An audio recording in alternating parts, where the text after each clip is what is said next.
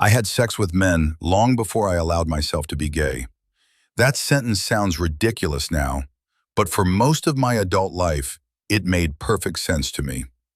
I could have an encounter with a man and still return home convinced that I was not gay.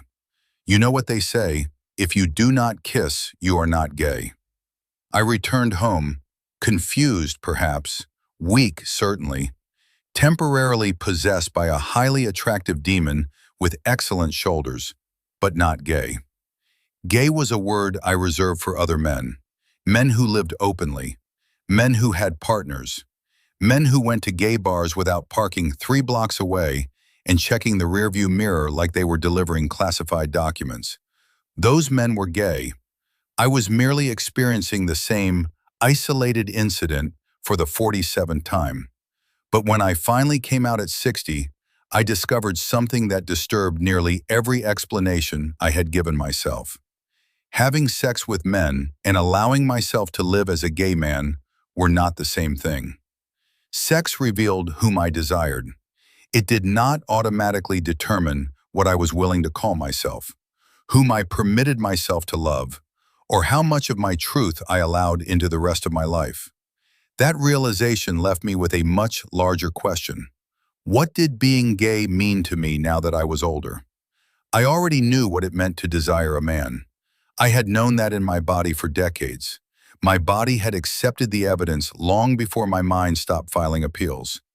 What I did not understand was what the word gay meant beyond sex.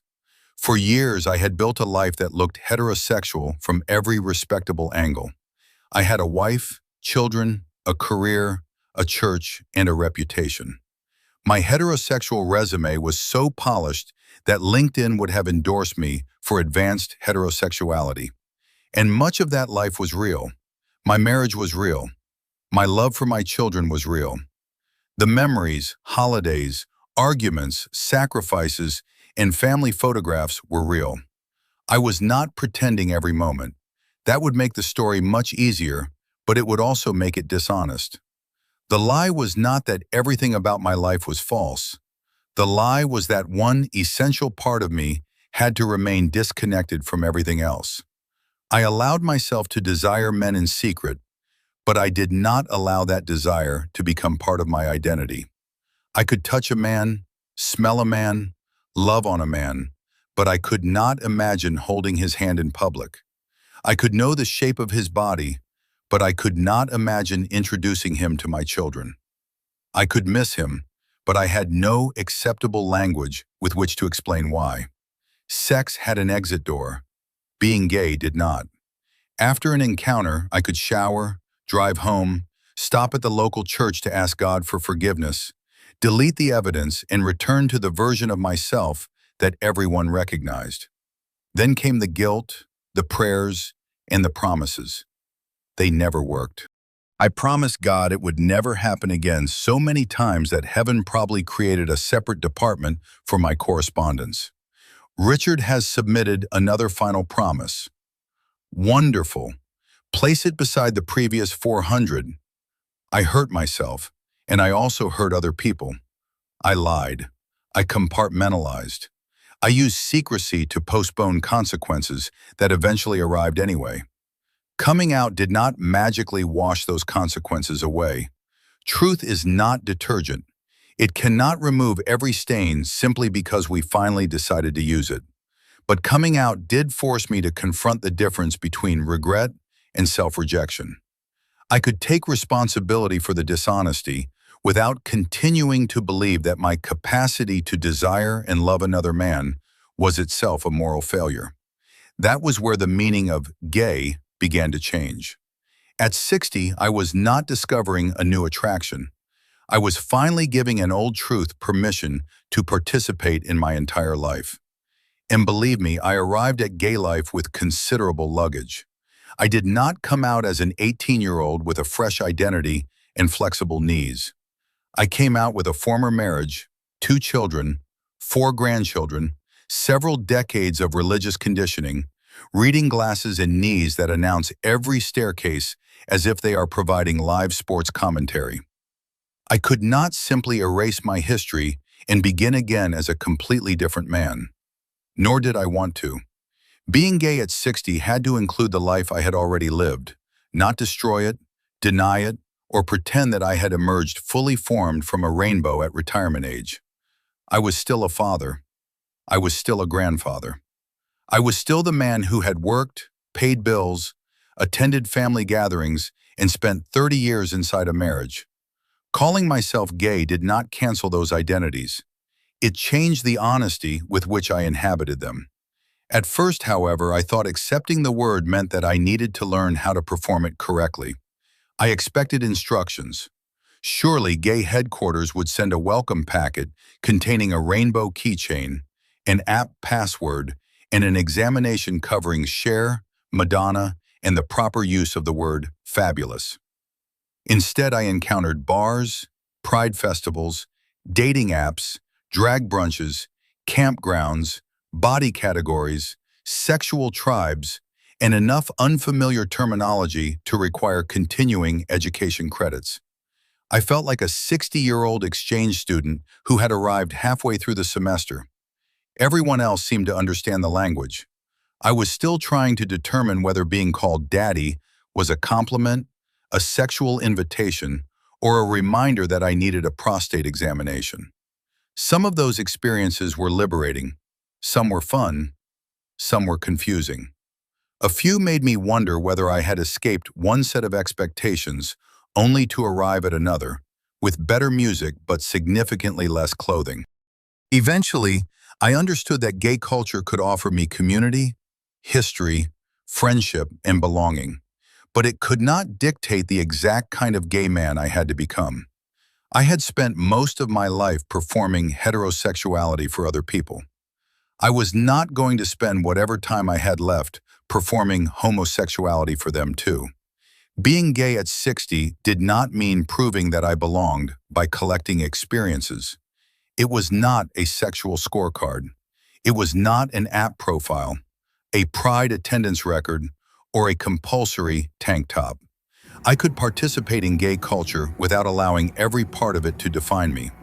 I could enjoy some spaces, avoid others, and build the kind of community that genuinely reflected my life. That was another important realization. Community was not something I automatically received simply because I had finally said, I am gay. Community had to be built. It emerged through friendships, shared stories, uncomfortable conversations, and the strange relief of meeting men who understood certain parts of my life without requiring a 30-minute historical presentation. For the first time, I could speak about attraction, rejection, shame, intimacy, and fear without translating every experience into language designed to make heterosexual people comfortable. Being gay meant that I no longer had to live in translation, and at 60, that mattered. When you are young, time can feel unlimited. You believe there will always be another year to tell the truth, another opportunity to love properly, another season in which you will finally become yourself. At 60, time stops being philosophical. You begin to understand that someday is not a date on the calendar. You notice the years behind you and become much more selective about what deserves the years ahead. I had already sacrificed decades to fear. I did not want to donate the remainder of my life to it. That did not mean I was suddenly free from judgment. Society still judges. Religion still judges. Families judge. Gay men sometimes judge other gay men with an efficiency that should qualify as an Olympic event. Age had not made me invisible to prejudice. In some spaces, it had simply added ageism to the existing package. But being gay at 60 meant that other people's judgment no longer had exclusive authority over my decisions. I did not need universal approval before I could begin living honestly. For most of my life, I had asked, what am I allowed to do? At 60, I began asking, what do I actually want? Those are not the same question. When everything was forbidden, every opportunity felt urgent. Secrecy turned desire into scarcity.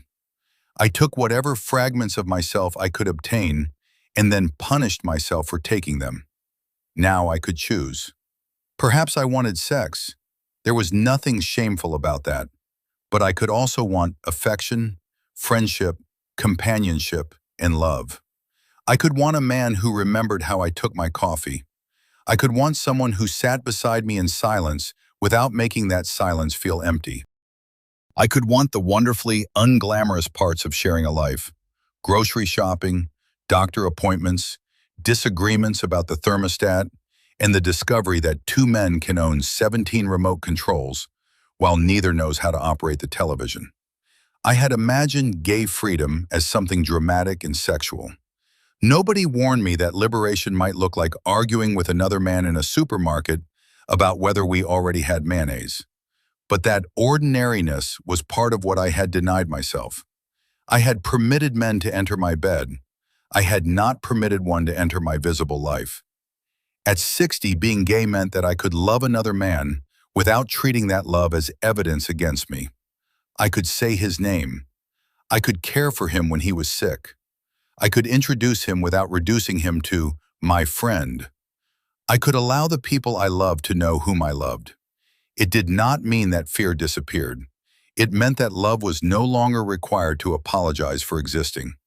That is what I had misunderstood for so many years. Being gay was not merely about the direction of my desire. It was about whether I allowed that desire to become connected to tenderness, identity, community, relationships, and an honest future. Sex told me that I wanted men.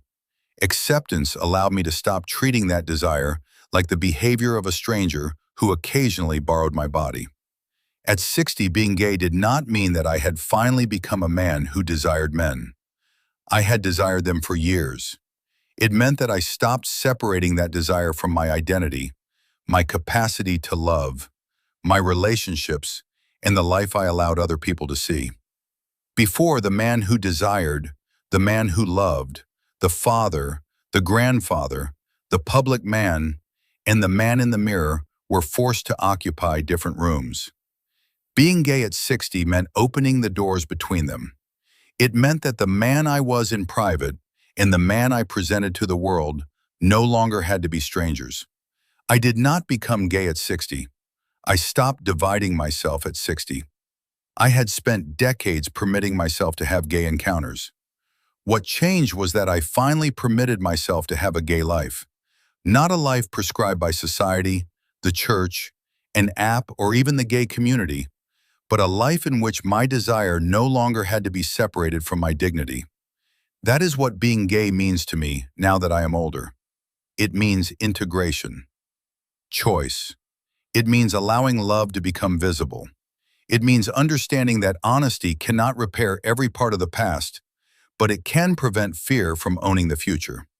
And it means that after 60 years of refusing to let one essential part of me sit at the same table as everything else, I finally pulled out a chair and invited him to join us. Naturally, he looked around and said, "This dining room needs color." This is the inner closet, a safe space for the truths we concealed, the lives we postponed, and the parts of ourselves that are finally ready to come home. If this story made you reconsider what being gay means in your own life, tell me in the comments. Has that meaning changed as you have grown older? And if you are still trying to bring the different parts of yourself into the same room, stay with us. You are not too old. You are not too late. You are becoming whole.